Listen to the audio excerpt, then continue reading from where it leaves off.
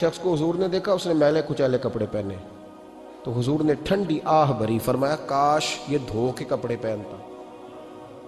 ایک شخص کو دیکھا بال بکھرے ہیں، کنگھی نہیں کی، تو حضور فرمانے لگے کاش یہ کنگھی کر لیتا۔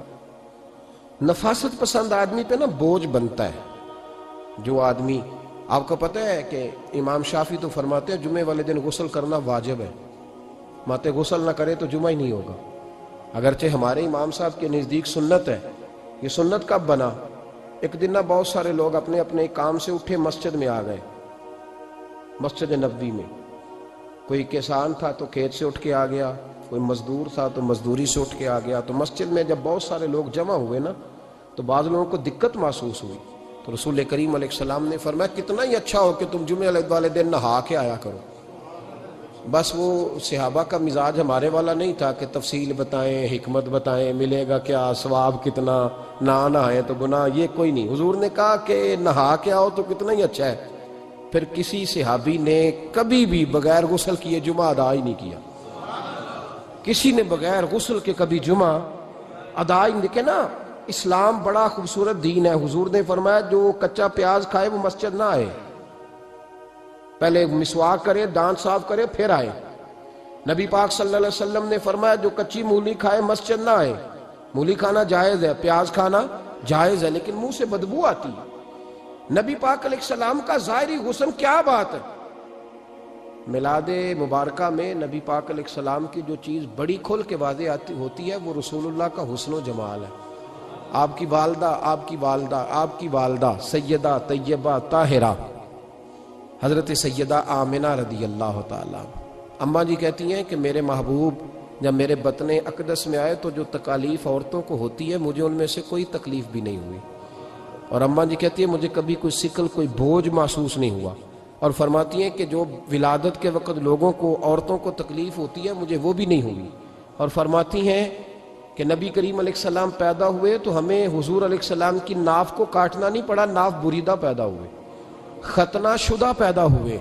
آپ کو پتہ ہے عورتیں غسل دیتی ہیں بچے کو پیدا ہونے کے بعد، لیکن میرے محبوب نے سجدہ ہی کر لیا پیدا ہوتے ہی، امتی امتی کہتے ہوئے پیدا ہوئے۔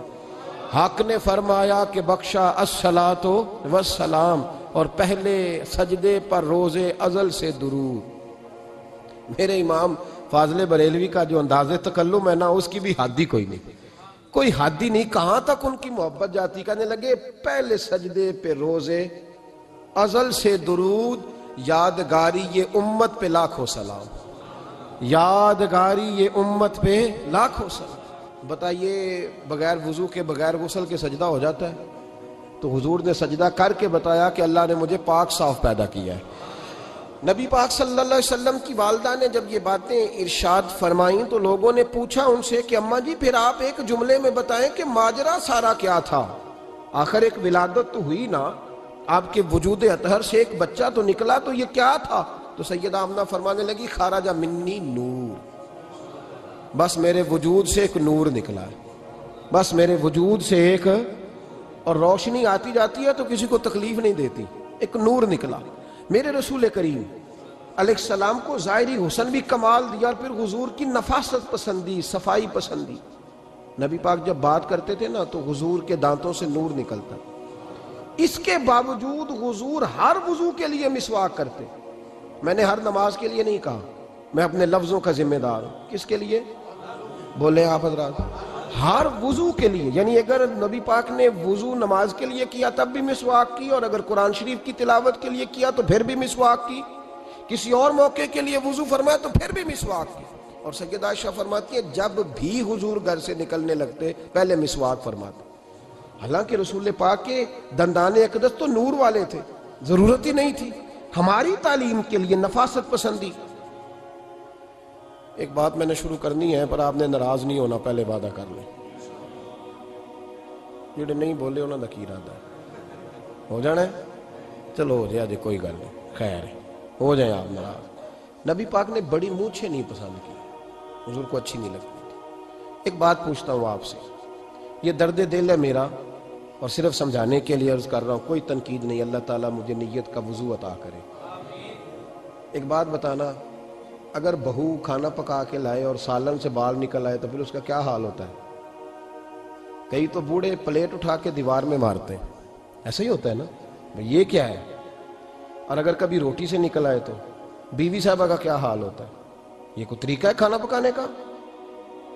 اور اللہ تعالیٰ معاف کرے، اگر کبھی ہوٹل میں چلے جائیں امیر لوگ 15,000 کا ڈنر کرنے، تو وہاں کسی سالن کی پلیٹ سے بال نکل آئے تو پھر تو پیسے کیا دینے ہیں، پھر تو ان کو اور جرمانہ ہو جاتا ہے۔ یہ تو سارے بال نکل آئے تو مشکل، اور ویسے بھی جو نفاست ہے نا طبیعت کی، اس پر بوجھ بنتا ہے، بال کھانے میں ہو آٹے میں ہو تو بوجھ بنتا ہے۔ تو بڑی مونچھوں والا دوست بھائی بزرگ جب پانی پیے گا تو بال پانی میں جائیں گے کہ نہیں جائیں گے؟ حکیم اور ڈاکٹر کہتے ہیں کہ کینسر کے مرض کا خطرہ ہے۔ اب باقی بھی راضی نہ ہوں، حضور نے بڑی مونچھیں بھی پسند نہیں کی اور چھوٹی داڑھی بھی پسند نہیں کی۔ حضور نے فرمایا داڑھیاں بڑھاؤ، مونچھوں کو پست کرو، مشرکین کی مخالفت کرو۔ اور ایک مقام پہ رسول پاک علیہ السلام نے یہاں تک فرمایا کہ جو مونچھیں پست نہیں کرتا وہ ہم میں سے ہے ہی نہیں۔ اتنے سخت لفظ۔ ایک صحابی تھے، آپ یقین کریں نا، کئی دفعہ دوستوں کو کہنا پڑتا ہے، اور کئی دفعہ نا مجھے محسوس ہوتا ہے کہ یار ہم روز ہی کہتے ہیں، لیکن کہتے پتہ کیوں ہے؟ کہ بوجھ بنتا ہے وہ بندہ جو اس طرح کی تباہ کے ساتھ آتا ہے، جو حضور نے پسند نہیں کیا۔ ایک شخص نبی پاک کے سامنے آیا، قاضی عبدالدائم دائم صاحب نے لکھا ہے، بڑی خوبصورت بات لکھی ہے، کہنے لگے حضور کے سامنے وہ اکثر آیا کرتا تھا تو مونچھیں بڑی تھی، حالانکہ داڑھی بھی بڑی تھی، مونچھیں بھی بڑی تھی۔ 2-4 دفعہ حضور نے باتوں میں تات اللفظ سمجھایا۔ کچھ بندے نہیں سمجھتے، تات اللفظ سمجھاؤ یا بڑا کھول کے سمجھاؤ، پر بات سمجھنے کو تیار نہیں ہوتے۔ پتہ نہیں کیا ایسا حسن ہے بھئی، جو حسن نبی پاک نے پسند نہیں کیا وہ کبھی حسن ہو سکتا ہے، کبھی خوبصورتی ہو سکتی ہے؟ وہ کسی کا ذاتی کلچر تو ہو سکتا ہے، پر دین کی تہذیب نہیں۔ نبی کریم علیہ السلام نے کئی دفعہ سمجھایا تو ان کی سمجھ میں بات نہ آئی۔ ایک دن وہ بیٹھے ہوئے تو حضور نے ایک صحابی سے فرمایا کینچی لاؤ۔ کہنے لگے میں سمجھ گیا کہ میرے ساتھ کچھ ہونے لگا ہے۔ ساتھ ہی حضور نے فرمایا ایک مسواک بھی لانا۔ کہنے لگے میں نے کہا بچت ہو گئی، میرے تو دانت صاف ہے۔ تو یہ شاید اس کی بات ہونے لگی ہے جس کے دانت بھی ٹھیک نہیں۔ دونوں چیزیں جب آ گئی نا تو حضور اٹھے اور نبی پاک نے مسواک ان کے ہونٹوں پہ رکھی، اسی سے آبی کی ہونٹوں کے اوپر مسواک رکھ کے تو اوپر سے حضور نے مونچھیں کاٹ لی۔ فرمایا یہ نہ ایسا کرو، یہ چیز مجھے پسند نہیں ہے۔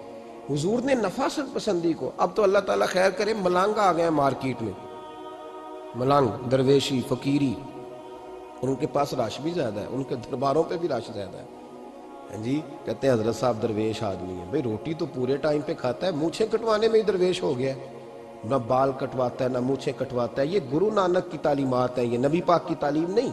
وجود کا کوئی بال نہ کٹوانا یہ سکھوں کا طریقہ ہے، مسلمانوں کا یہ انداز، یہ کدھر کی فقیری ہے؟ دین کوئی غلاظتوں والا ہے معاذ اللہ، کہ بابا کپڑے نہیں بدلتا، بابا غسل نہیں کرتا، بابا بال نہیں کٹواتا۔ بابا ہے؟ پاگل ہے؟ قطعی طور پر کوئی فقیری نہیں، فقیری صرف وہ ہے جو میرے نبی نے کیا ہے۔